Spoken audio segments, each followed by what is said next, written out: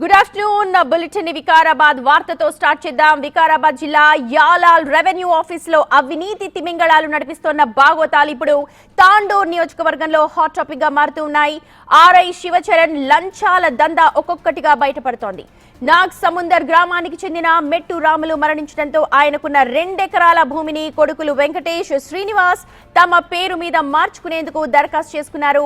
అయితే DS pending లో ఉండడంతో పట్టా పాస్ పుస్తకం రాలేదు. ఈ ఫైల్ క్లియర్ చేసి కలెక్టరేట్ కు పంపాలంటే ఆర్ఐ శివచరణ్ ఏకంగా 20,000 రూపాయల లంచం డిమాండ్ చేశాడు. చివరకు 10,000 బేరం కుదుర్చుకుని ఆదివారం సెలవు రోజైనా సరే పని చేసి పెడతానంటూ బాధితులకు హామీ ఇచ్చాడు. ఈ లంచం తతంగానంతా బాధితులు తమ సెల్ ఫోన్ లో రికార్డ్ చేయడంతో ఆర్ఐ భాగోతం కాస్త బయటపడింది.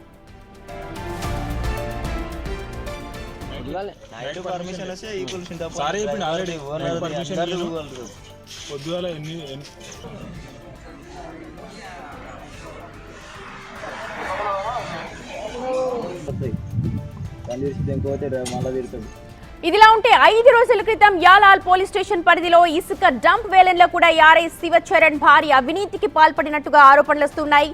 కాగ్నా నది నుంచి అక్రమంగా తరలిస్తూ సీజ్ చేసిన 120 ట్రాక్టర్ల ఇసుకను ఎలాంటి ముందస్తు ప్రకటన లేకుండా కేవలం 60 ట్రాక్టర్ల ఇసుక మాత్రమే ఉందని చూపిస్తూ ఓ వ్యక్తికి కేవలం 36,000కే కట్టబెట్టాడు.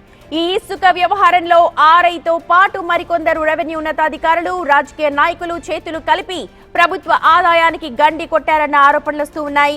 అవినీతి అధికారులపై కఠిన చర్యలు తీసుకోవాలంటూ ప్రజా సంఘాలు ఆర్డీఓకు మెమరాండం కూడా సమర్పించాయి.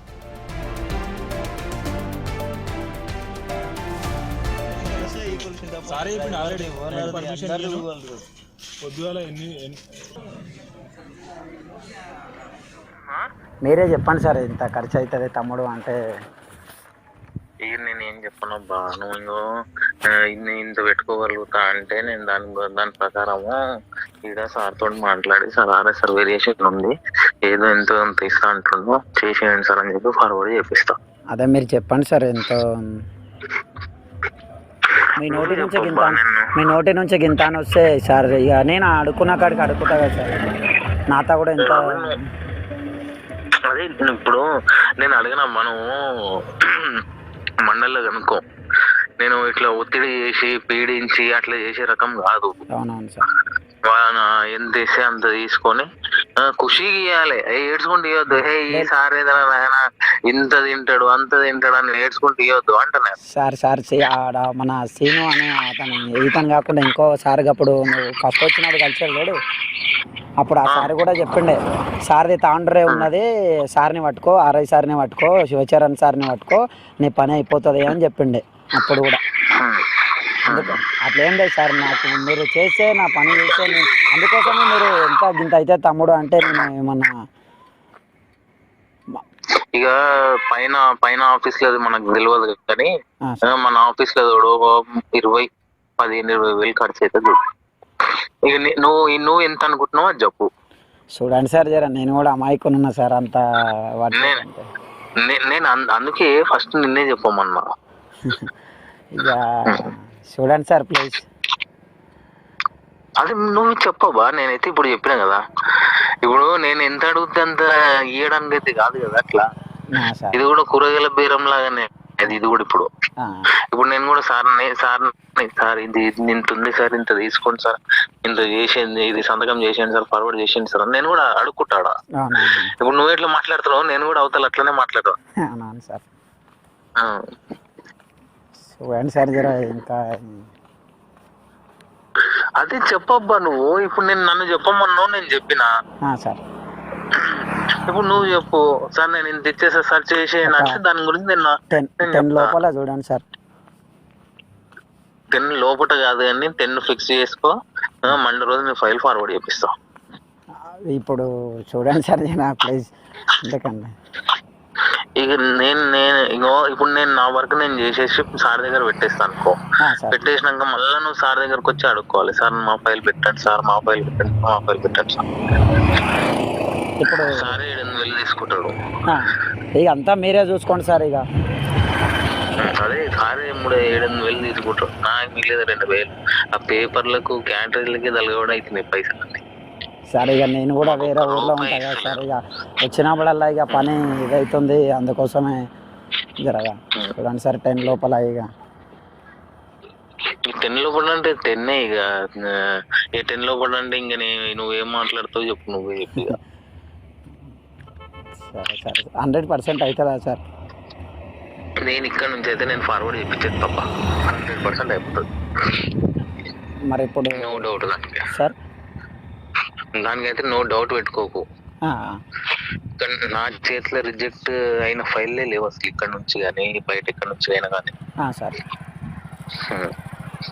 అట్లా అంటలేదు సార్, ఇప్పుడు పాస్బుక్ వచ్చిన తర్వాత ఇది చేయాలన్నా మరి, లేకపోతే ఏంటిది ఇప్పుడు అమౌంట్ సార్? అమౌంట్ నువ్వు ఈరోజు సాయంత్రం అయినా ఇవ్వాలి, రేపు పొద్దునైనా, రేపు మధ్యాహ్నం అయినా, రేపు సాయంత్రం అయినా ఇచ్చేస్తే మండే రోజు ఫార్వర్డ్ చేపిస్తాను నేను. అది ఫార్వర్డ్ ఇక్కడ నుంచి ఫార్వర్డ్ అయినాక మళ్ళీ సబ్ కలెక్టర్ ఆఫీస్కి వెళ్తుంది అది. ఇది మిస్సింగ్ సర్వే నెంబరా DS pending? DS pending sir, కట్టిన already. DS pending sub collector ఆఫీస్కి పోతుంది. సబ్ కలెక్టర్ ఆఫీస్ లో అప్రూవ్ అయ్యి వచ్చినాకనే నీకు ఇక్కడ వస్తుంది సార్. మేము ఇక్కడ నుంచి పంపించినామంటే సబ్ కలెక్టర్ ఆఫీస్ లో ఆటోమేటిక్ చేసేస్తారు. మరి ఇవన్నీ పానీలు 1963 నుంచి తీసింది కదా సార్, మీకు ఏమన్నా ఇవ్వాలా? మరి సెట్ ఇవ్వ నాకు. ఇస్తా సార్. మరి ఇప్పుడు నాకు ఒక సెట్ ఇవ్వాలి, మరి ఒరిజినల్ సెట్ నాకు ఇవ్వాలి, జిరాక్స్ సెట్ మీరు పెట్టుకోవాలి. Okay okay sir. ఇప్పుడు రేపు ఒక 5 ఇస్తా సార్. సరే నీ ఇష్టం. రేపు ఆఫీస్ కాడికి వచ్చేసి చెప్తాను నేను ఎన్ని గంటలకు వస్తావో చెప్పు, నాకు కాల్ చేయి, వాట్సాప్ కాల్ చేయాలి చూడు. మళ్ళీ వీడికి ఆఫీస్ అదే యాలకి రావాలనా? రేపు సండే కదా సార్? రేపు ఉంది కదా, ఇప్పుడు పిలిచి చెప్పేగా మా సార్ రావాలి రేపు అని. ఏం లేదు సార్, పాస్బుక్ వచ్చేటట్లా చేయండి సార్, అంతే, ఇక వేరేది ఏం లేదు. మేము పంపించేది మేము పంపిస్తాం అబ్బా. ఇప్పుడు మళ్ళీ ఒకసారి అక్కడికి వెళ్ళి పంపిస్తాం సార్, మళ్ళీ ఒకసారి అక్కడికి వెళ్ళి రిజెక్ట్ అయితే అది నా చేతిలో ఉండదు. చూడండి సార్ జరా అంతా ఓకే అయ్యేటట్టు. అది నా చేతిలో ఉండదు. అది ఇప్పుడు అక్కడ ఆర్డీఓ ఉందనుకో, ఆర్డీఓ సార్కి ఏదైనా రిక్వెస్ట్ చేసి పెట్టియచ్చు ఎంతో కొంత. ఆడ సబ్ కలెక్టర్ కదా, మనం ఏం మాట్లాడలేము అక్కడ. ఆయన ప్రతి ఫైల్ క్షుణ్ణంగా పరిశీలించే పెడతాడు అట్లా. అక్కడ నీకు తెలిసిన వాళ్ళు ఎవరైనా ఉంటే వాళ్ళని పట్టుకో అక్కడ. ఎక్కడ సార్? వికారాబాద్ లోనా? Sub collector Tandur sub collector office లో. ఇక్కడిది అక్కడ నడుస్తా సార్? ఏంటిది? ఇప్పుడు సబ్ కలెక్టర్ ఆఫీస్ లా ఎవరైనా అంటే తాండూరు వాళ్ళు అంటున్నావా? తాండూరు వాళ్ళు. Okay okay.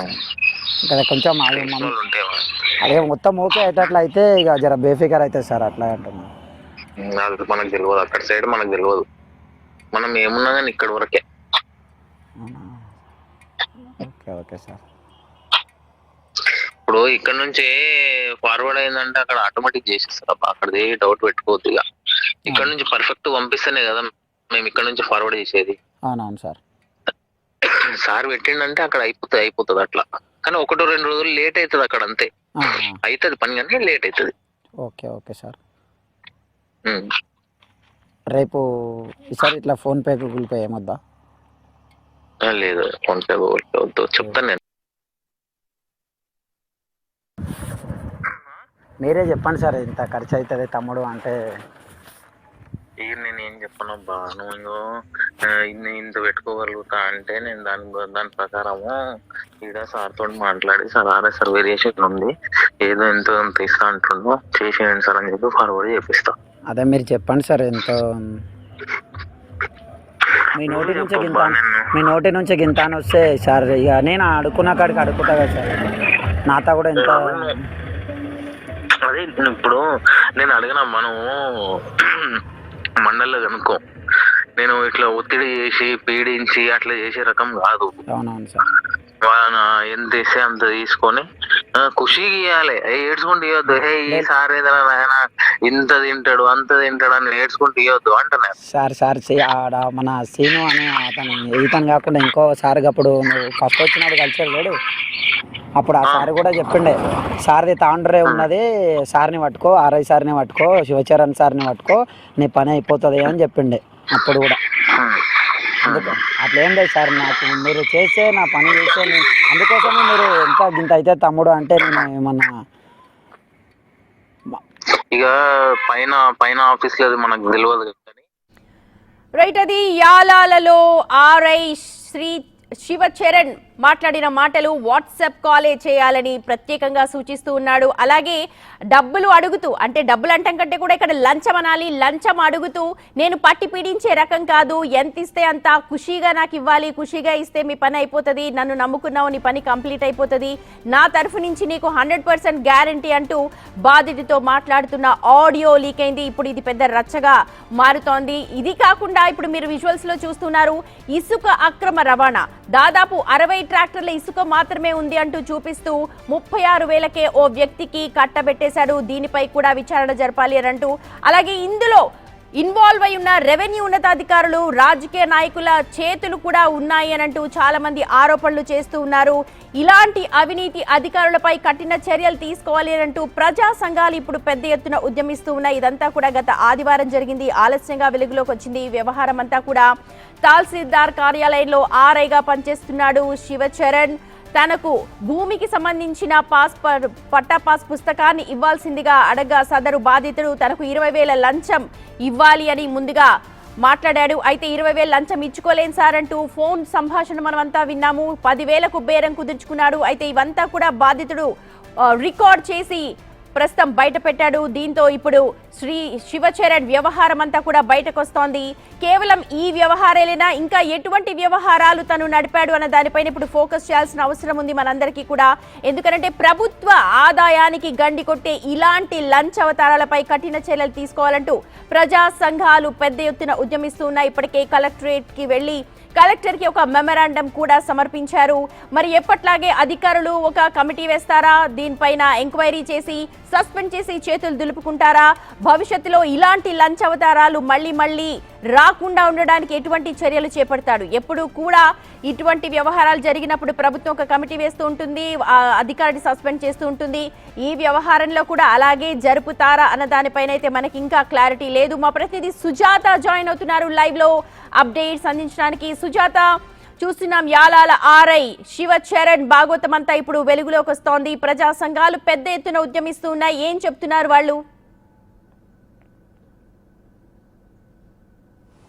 Sumathi, RI Shivacharan అవినీతికి పాల్పడుతున్నాడని గతం నుంచి తన మీద ఆరోపణలు వస్తున్నప్పటికీ అధికారులు పట్టించుకోవడం లేదని చెప్తున్నారు. చనిపోయినటువంటి వ్యక్తుల్ని తమ కుటుంబాలకి భూములని ట్రాన్స్ఫర్ చేయడంలోనూ 20,000 రూపాయలు లంచం డిమాండ్ చేశాడు. ఇసుకకి సంబంధించినటువంటి ట్రాక్టర్ టెండర్స్ లో టెండర్ ప్రకటించాలి, కానీ ఎలాంటి ప్రకటన లేకుండా వాళ్ళ దగ్గర నుంచి డబ్బులు తీసుకొని 60 ట్రాక్టర్లను ఒకే వ్యక్తికి కట్టబెట్టాడన్నటువంటి అవినీతి భాగోతాన్ని బయట పెడుతున్న తన మీద ఎలాంటి చర్యలు ఎందుకు తీసుకోవడం లేదని ప్రజా సంఘాలు డిమాండ్ చేస్తున్నాయి.